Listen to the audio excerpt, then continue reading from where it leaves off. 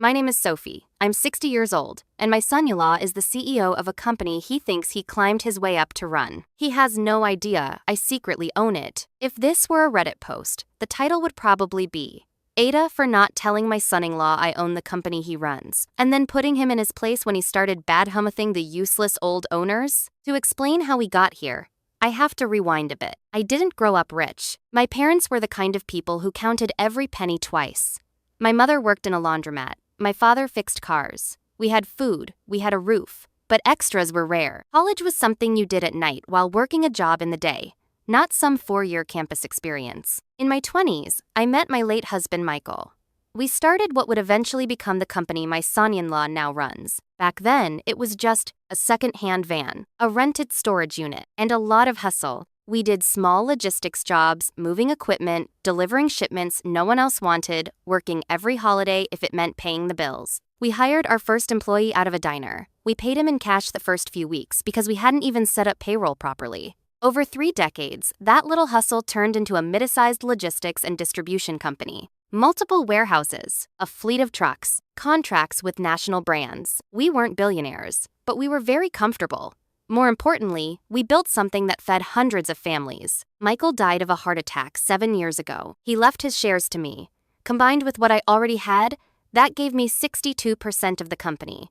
The rest belonged to longtime partners and a small group of outside investors. On paper, I am the majority owner, but if you walked into the headquarters today and asked most employees who owns the company, they'd shrug and say something like, a holding group, I think. Because after Michael died, I chose to step out of the spotlight, set up a holding company with a generic name, appointed a trusted lawyer to represent it publicly, sat on the board as Sophie Hart, Larkstone Holdings representative, not as the boss. I kept my personal life separate. I live in a comfortable but not flashy house outside the city. I drive a 10-year-old car. I shop at normal grocery stores. I've seen what happens when people know exactly how much you're worth. Friends change, strangers change, even family changes. Speaking of family, I have one daughter, Claire. She's 32, smart, opinionated, works in marketing. I raised her to know that money doesn't fall from the sky, and that success without character means very little. About 5 years ago, she introduced me to a man named Daniel. He was charming, funny, and very proud of his career. I'm on track to be in upper management by 40. I know how to get results. That's what companies want. He came from a middle-class background, like us, but where I'd quietly built something over decades, he was addicted to the idea of being a big shot. I liked him well enough at first, though there were red flags. He talked more than he listened. He liked to mention his job title every 10 minutes. He had that LinkedIn hustle way of talking about everything, like a ladder to be climbed. Claire married him 3 years later. Around the same time, our company's then new CEO stepped down. He'd been with us for years and wanted to retire to Florida with his wife and a boat. The board began a search for a new CEO. We hired an outside firm to find candidates. I recused myself from the early stages because I didn't want anyone accusing me of meddling. When the shortlist came in, I nearly choked on my tea. Right there, in a neat little bullet point, was Daniel Ross, 36, Director of Operations at X Company. Strong record in performance improvement. My son-in-law. I hadn't put his name forward. Larkstone's name isn't publicly connected to me. The search firm had no idea there was any connection. The other board members interviewed him. They were impressed. He knew our industry. He knew how to talk big. He said all the right things about transformational leadership and data-driven decisions. In the final discussion, one of the directors looked at me and said, Sophie, any objections? You know we'll listen if you have concerns. I thought about Claire.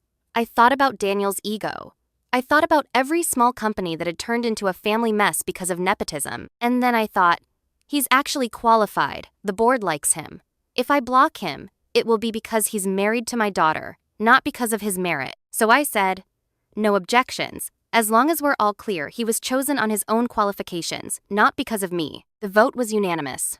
Daniel became CEO. He signed his contract, shook everyone's hand, and had no idea his mother-in-law was the person who ultimately held the majority of his fate. I could have told him then. I didn't. Why?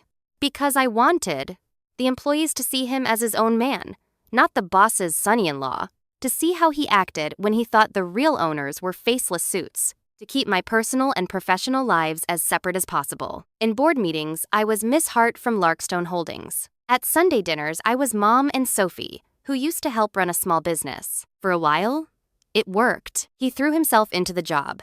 He visited warehouses. He asked questions. He changed a few procedures that actually needed changing. Numbers improved a bit. Morale wasn't terrible. If it had stayed there, you wouldn't be reading this. But power does funny things to some people. Slowly, Daniel started talking differently about the owners and the old guard. And that's when the problem really began. At first, when Daniel talked about work at family dinners, it was the usual CEO stuff. We closed a big contract this week. I'm trying a new system in the warehouse. There's so much potential if we modernize. I was proud, honestly. I'd sit there and sip my wine while he described trips to the very buildings Michael and I had once cleaned ourselves at midnight, and think, we built something real. But after the honeymoon phase of the job, his tone shifted. He started to get cocky. One Sunday, over lasagna at our house, he launched into a rant. You know what drives me crazy? He said. These board meetings with the representatives of the owners. Half of them don't know what we do day to day. They just sit there, collecting dividends, second-guessing every decision I want to make. Claire said, well, they have been with the company a long time. They care about it. He snorted. They care about their payouts, he said. Especially that Larkstone rep. What's her name? Hartman something? She barely talks, just sits there, expressionless. Then vetoes anything even slightly risky. I took a sip of water to hide my face. He kept going. The problem with companies like ours is the dead weight at the top, he said. Old money, old ideas. They started something good, sure, but now they're just in the way. People like me are the ones actually building the future. I raised an eyebrow. What do you mean by dead weight? I asked, keeping my voice neutral. He waved his fork. People who got in early and now act like they're geniuses for hanging on, he said. They don't understand tech, they don't understand modern logistics, but they want to keep their hands on the wheel. Claire frowned. Those old people kept the company alive long enough for it to even be here for you, she said. He rolled his eyes. I'm not saying they never did anything, he said. I'm saying their time is over. If I had full control, I could do so much more. But no, gotta keep Grandpa's pet projects and charitable nonsense alive because it honors his memory. I knew exactly what he was referring to. The employee scholarship fund Michael had insisted on. The paid volunteer days we'd introduced after a major natural disaster. The slightly more generous health benefits we'd kept. Even when cheaper options were suggested. Things that cost money? Yes. Things that also made us different in an industry known for chewing people up and spitting them out. At the next board meeting, his attitude was even more obvious. In his slide deck, he presented, cutting the scholarship program, eliminating the paid volunteer day, moving to a leaner health plan. These things are nice to have, he said to the room, but they're not core to our mission. We redirect these funds into performance bonuses for management, and will drive productivity where it matters. One of the older board members, who'd been with us since Michael and I were working out of that storage unit, spoke up. Those programs are part of why people stay, he said. They're part of Michael's legacy. We're not just numbers on a spreadsheet. Daniel gave him that polished, slightly condescending smile I'd seen at my dinner table. With respect, he said, legacy doesn't pay invoices. If we're not careful, we'll end up a nostalgia project instead of a competitive company. Then he looked at me. What do you think, Miss Hart? He asked. You represent the majority stake. Surely you understand the importance of staying lean. Everyone turned to me. I looked at the numbers. They weren't wrong. Cutting those programs would save money, but I also saw the names behind those programs. Single parents who'd used the scholarships to send their kids to college. Teams that bonded over volunteer days at food banks. Employees who stayed because they felt cared for. I think, I said slowly, that sometimes the value of a program isn't fully reflected on a balance sheet. We built this company with people who could have chosen to leave 100 times, but didn't. We should remember that. His jaw tightened just a little. That's very sentimental, he said. But we're in a different world now. Sentiment won't protect us from competitors. We're not charity, I replied. We're also not a machine. If you want to revisit specific programs with more data, I'm open to it. But I'm not comfortable axing them all in one sweep. The motion stalled. We tabled it. After the meeting, in the hallway, he caught up with me. I didn't expect you to be so resistant, he said, a little edge in his voice. From what I've seen, Larkstone's mandate is to maximize shareholder value. Shareholder value includes long-term stability, I said. Burn enough bridges and you'll save money in the short term and pay for it later. He shrugged. I guess beliefs die hard, he said. I respect what you and the other original folks did. But if we want to 10x this thing, we can't cling to the past. He walked away, leaving me standing there thinking, You have no idea who you're talking to. At home, it got worse. He'd make comments like, if the owners would just get out of my way, we'd be public by now. They're lucky I'm here to drag them into the 21st century. Sometimes I think about starting my own company and leaving them with their dusty warehouses. Claire would roll her eyes, but she didn't know what I knew. Then one night, he went too far for even my worn-out patience. We were at my house for dinner. He'd had a couple of drinks. Claire was in the kitchen. It was just Daniel and me in the living room. He said, half-a-laughing, "Between us, Soph, if I'd been in charge from the beginning, this place would be 10 times bigger by now. The people who started it got lucky and then got lazy. I'm the one doing the real work now." Something snapped. I realized my silence had gone from observing to enabling. I decided then that the next time he strutted into a boardroom talking about deadweight owners, he was going to learn exactly who he was dealing with. The opportunity came sooner than I expected. At the next quarterly board meeting, Daniel brought an even bigger proposal. Close one of our original warehouses in the small town where we started. Consolidate into a newer, cheaper facility out of state. Cut ties with a community that had been with us from day one. On paper, it looked good. Lower taxes, cheaper labor, shiny, newer building. In reality, it meant dozens of long-time employees would lose jobs or be forced to move. The town would lose one of its biggest employers. We'd be ripping out roots for a slightly better margin. He clicked through slides, showing graphs and projections. I know there's a lot of emotion tied to the original site, he said. But if we want to stay competitive, we have to make hard choices. He looked directly at me as he said, emotion. I waited until he finished, then spoke. I have a question, I said. Did you visit the original warehouse yourself? Yes, he said. It's outdated. The costs don't justify keeping it. The community will adapt. Did you talk to the employees there? I asked. Ask them what this would mean for them. He hesitated. I talked to management, he said. We can offer relocation packages to key staff. What about the ones who can't move? I pressed. The ones with aging parents, kids in local schools. No savings to pick up and relocate? He frowned. With respect, Miss Hart, he said. We can't run a business based on individual sob stories. We have to look at the big picture. The big picture, I said, includes the people who built this company. Another board member cleared his throat. Sophie, he said, do you have an alternative proposal or? I looked around the table. I have context, I said, which I should have provided sooner. I turned back to Daniel. You've talked a lot in the past year about old owners and dead weight, I said. About people who got lucky early and then got in your way. He shifted in his chair, eyes narrowing. With all due respect, he started. I held up a hand. It's time you knew exactly who you're talking about, I said. Larkstone Holdings isn't some distant fund. It's me. I'm the majority owner of this company. My husband and I started it in a rented storage unit before you were out of high school. The room was dead silent. Daniel stared at me like I'd started speaking another language. What? He said. I own 62% of this company, I repeated. Personally, Larkstone is just the shell. My name is on the original paperwork. My husband's is too. His mouth opened and closed. You own, he stammered. Yes, I said.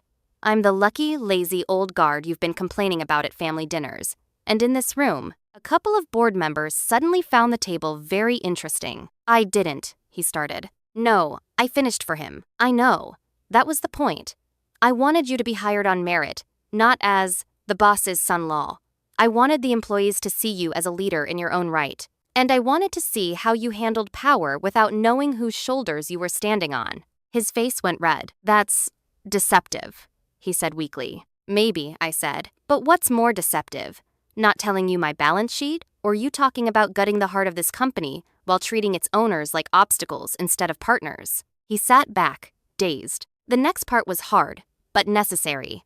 As majority owner, I said clearly, I'm vetoing the immediate closure of the original warehouse. We will revisit modernization options and phase transitions, but we are not abandoning that town overnight for a slightly better spreadsheet. He looked outraged. You're letting sentimentality run the company, he said. This is exactly what I've been trying to fix. What you call sentiment, I replied, I call values.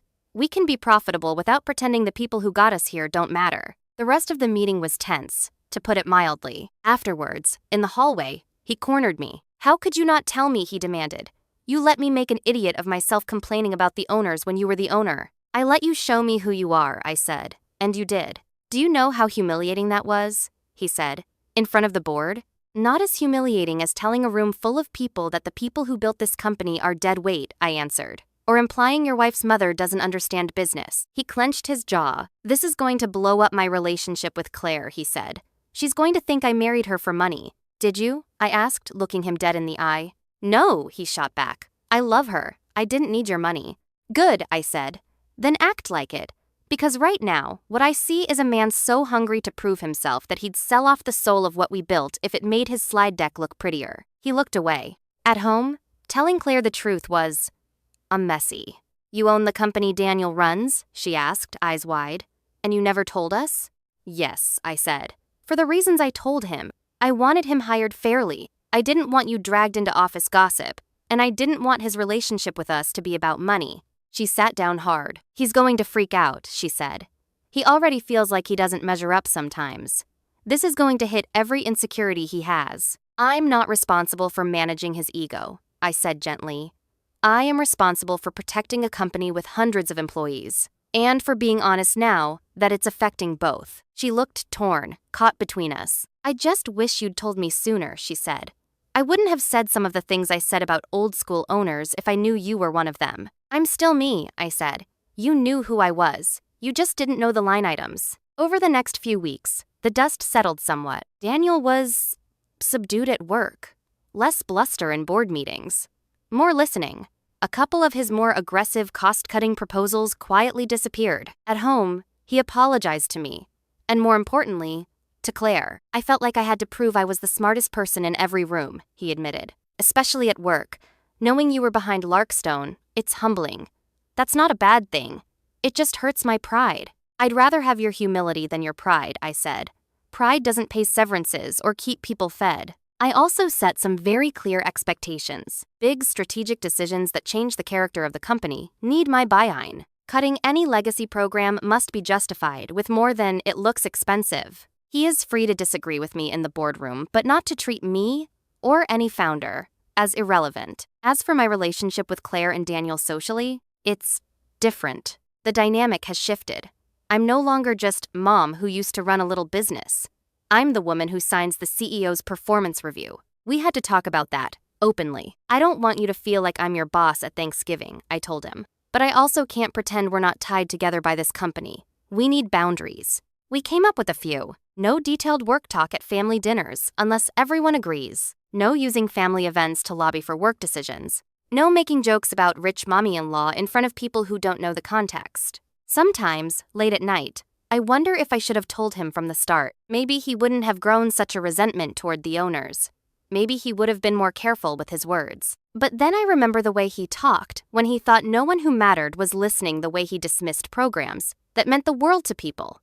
The way he framed everything as me versus them, and I think it was better to know who he truly was before handing him the keys. Now he knows. I'm not just his wife's mom. I'm not just a quiet woman in the corner of the boardroom. I'm the person who built what he sits on top of. And I know. He can learn, he can adjust, but he also needed a reality check. So here's my question for you. Was I wrong for not telling my son-in-law from the beginning that I secretly owned the company he now runs as CEO, and for publicly revealing it in a board meeting when he started disrespecting the old owners and trying to gut our legacy? Should I have stayed in the background to keep the peace for the sake of my daughter's marriage? Or was stepping forward and drawing hard lines the only way to protect both the company and the people who built it? Let me know what you think in the comments. And if you enjoy stories like this, don't forget to like the video and subscribe for more Reddit-style family and workplace drama.